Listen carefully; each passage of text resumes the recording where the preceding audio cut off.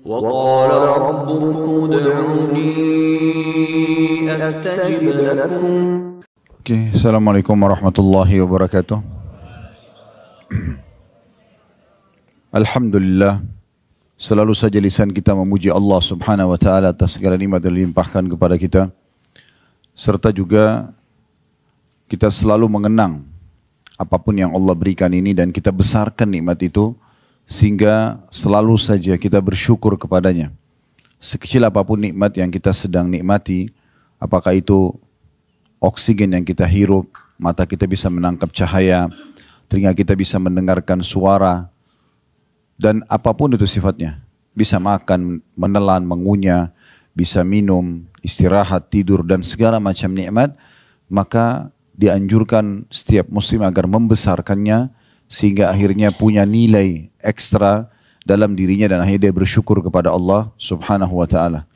Tolong suaranya dibesarkan lagi. Dan Allah subhanahu wa ta'ala memerintahkan kita untuk menikmati dan berterima kasih saja. Di saat lapar, Allah menyuruh kita untuk makan. Dan kita punya keinginan serta panduan atau hidayah untuk makan. Dan tugas kita hanya memilih makanan yang kita suka, mau yang gurih, mau yang manis. Setelah itu kita menikmatinya dan dikuatkan dan disempurnakan dengan bersyukur saja. Tidak lebih daripada itu. Allah subhanahu wa ta'ala tidak membebankan kepada kita untuk mengelola makanan yang sudah kita telan misalnya. Begitu repotnya kalau seandainya kita mengunyah makanan, komposisi vitamin-vitamin dan apapun yang ada dalam makanan tersebut, dari potongan daging, dari nasi misalnya, butiran-butiran nasi, atau apa saja, buah-buahan, kita yang harus memilahnya sendiri. Di tubuh kita, mana yang terbagi sebagai protein untuk otot misalnya, mana yang untuk ini dan untuk itu sangat rumit.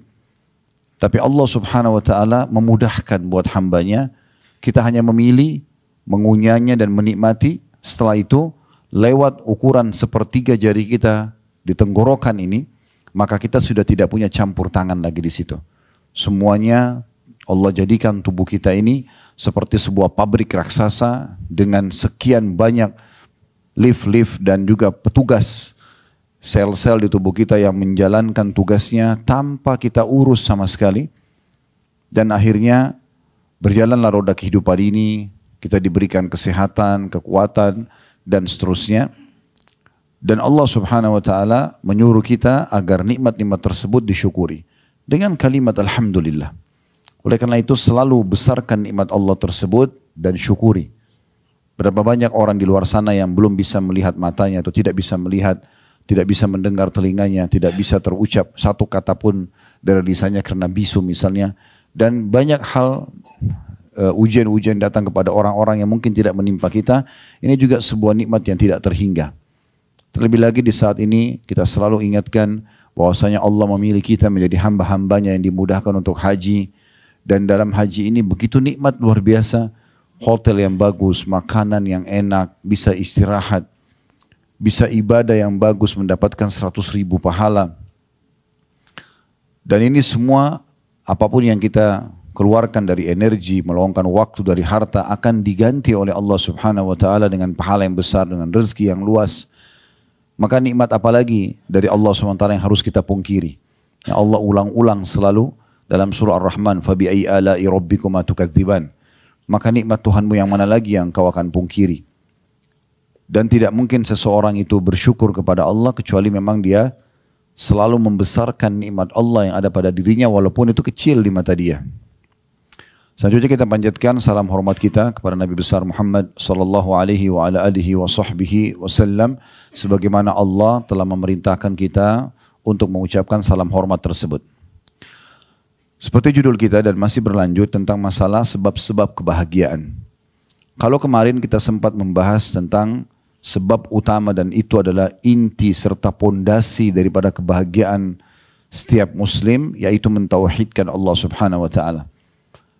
Meyakini dalam hatinya dan selalu merenungi dan berfikir dengan akalnya serta akhirnya mengaplikasikan dengan anggota tubuhnya keimanan kepada Allah Subhanahu wa taala, yakin tidak ada pencipta, tidak ada pemilik, tidak ada pemberi rezeki, tidak ada yang menyelesaikan permasalahan, tidak ada yang bisa memberikan kebahagiaan kecuali Allah.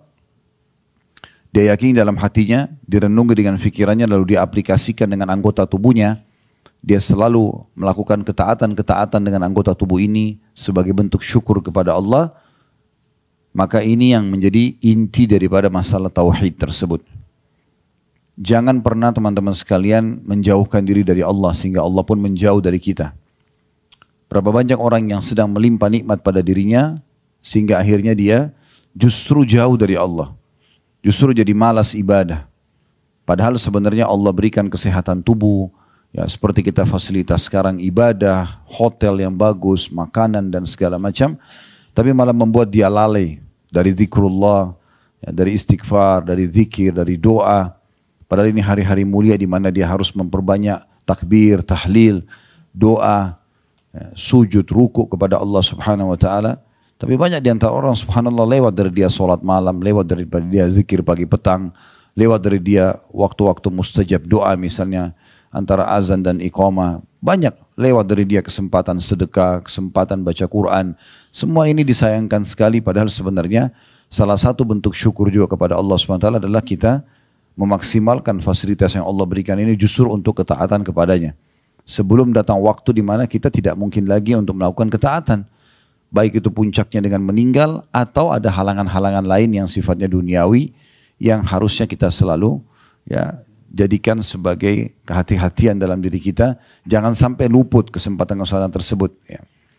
Saya pernah satu waktu mengunjungi sahabat ayah saya di Makassar. Setiap kali saya ke Makassar waktu ayah masih hidup, seringkali saya menemani beliau, kutemui teman-temannya. Gitu. Ada teman beliau yang sudah meninggal juga sekarang, rahimahumullah semuanya. Saya pas datang ke rumahnya, terus saya cuma menemani saja dan saya dengarin obrolan orang tua pada saat itu. Saya ambil hikmah-hikmah dari pembicaraan mereka. Salah satunya pada saat waktu itu azan asar, saya pamit sama teman ayah saya ini karena beliau pemilik rumah. Saya ingin ke masjid sebentar. Saya keluar ke masjid, tapi pulang dari sholat asar dari masjid, saya datang lagi ke rumah situ. Terus dia melihat saya lalu mengatakan kata-kata yang saya jadikan selalu pegangan gitu. Dia mengatakan, nak, dulu saya juga waktu masih muda seperti kamu, saya selalu ke masjid. Selalu ke masjid. Cuma sekarang keadaan saya begini, Allah lagi uji dengan penyakit, kebetulan beliau diketeter, diranjang gak bisa bergerak. Sakit, kalau tidak salah stroke kakinya sebelah kanan tuh. Intinya dia gak bisa lagi. Lalu dia mengatakan, dulu tuh saya masih muda seperti kamu, saya tidak meninggalkan masjid. Tapi sekarang keadaannya seperti ini. Dia cuma bicara seperti itu saja karena dia melihat saya ke masjid. Tapi subhanallah saya jadikan sebagai bahan introspeksi diri. Saya mengatakan, iya, kenapa saya harus tunggu umur sudah tua seperti ini misalnya, kemudian ada halangan, baru kemudian menyesali kesempatan-kesempatan tadinya kaki masih bisa melangkah ke masjid, ya tangan masih bisa berzikir, kita masih bisa berdoa, kita masih bisa haji dan umroh, tapi disia-siakan. Semuanya dianggap tidak masalah, nanti aja, ditunda-tunda. Padahal sebenarnya peluang-peluang tidak mungkin terulang. Ya. Setiap peluang ibadah itu bisa kita katakan tidak terulang. Dan ada waktu juga tempat di mana dia tidak terulang. Kecuali di waktu dan tempat yang Allah perintahkan lagi. Contoh misalnya, kalau hari ini Bapak Ibu menuju ke Mina, Arafah, nggak ada nilainya. Artinya tempat itu mulia, tapi nggak ada nilainya. Belum ada mabit di Mina, belum ada wukuf di Arafah. Dia hanya terjadi di waktu yang sudah Allah tentukan. Itulah tanggal 8 sampai tanggal 13 Zulhijjah. Nah ini waktunya. Kalau orang luput dari waktu ini, maka luput selamanya untuk tahun itu. Dia hanya bisa tahun depan misalnya. Contoh yang lain, sholat misalnya. Bagi laki-laki lebih utama saf awal contohnya. Ya mungkin karena kita di sini Masjid Haram agak susah untuk masuk ke sekitar Ka'bah, gitu kan, kena saf awal di situ. Tapi kalau kita lagi di Indonesia misalnya, selama ada kesempatan masuk di saf awal, masuk. Saf awal itu hanya bernilai di waktu sholat itu. Antara azan dan iqamah saja. Kalau orang yang pas iqamah dia masuk di saf awal, dapat lihat keutamaan saf awal itu. Tetapi kalau imam selesai salam, kita di saf kedua lalu masuk ke saf pertama, nggak ada nilainya. Waktunya cuma itu saja. Kalau kita ingin mengejar kembali keutamaan saf awal itu, tunggu sholat yang akan datang. Cuma permasalahannya, di buku amal kita sudah tercatat, di sholat yang tadi, yang luput saf awal itu, akan tercatat luput dari kita saf awal selamanya. Gak bisa diperbaiki. Setiap peluang ibadah itu, kalau sudah luput dari kita sekali, akan luput selamanya. Kita bisa mengejar untuk mengerjakan setelah itu, kalau ada kesempatan lagi Allah berikan, kayak tadi kasus saf awal misalnya, kayak tadi misalnya haji tapi tahun depan lagi. Tetapi harusnya tercatat di buku amal kita di waktu Allah berikan kesempatan. Kenapa kita harus sia-siakan? Nah, ini poin penting sekali untuk diperhatikan dalam masalah amal-amal soleh.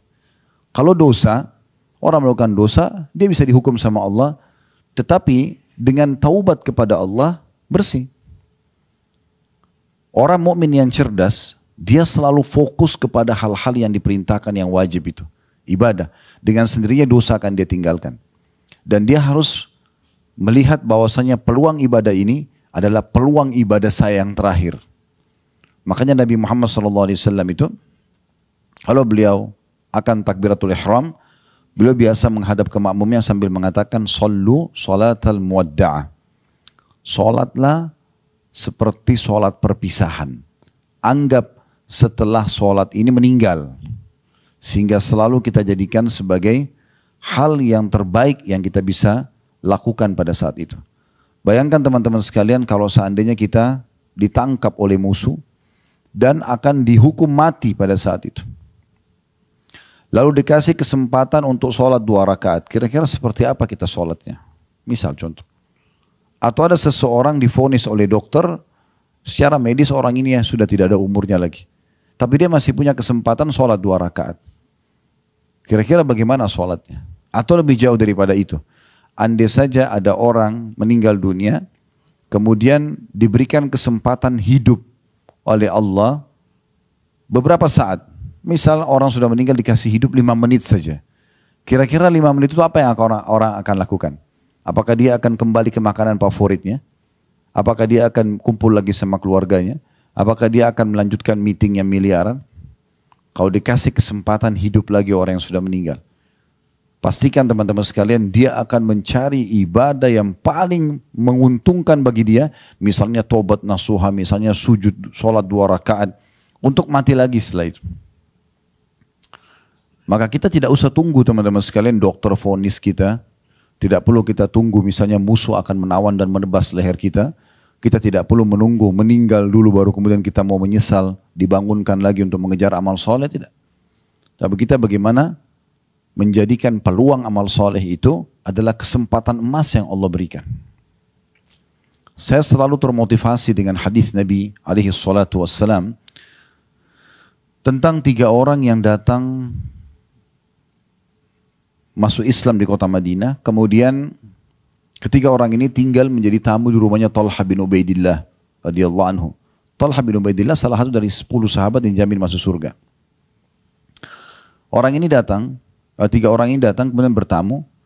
Berjalan waktu, dari 3 orang yang bertamu ini, yang pertama ikut jihad mati syahid.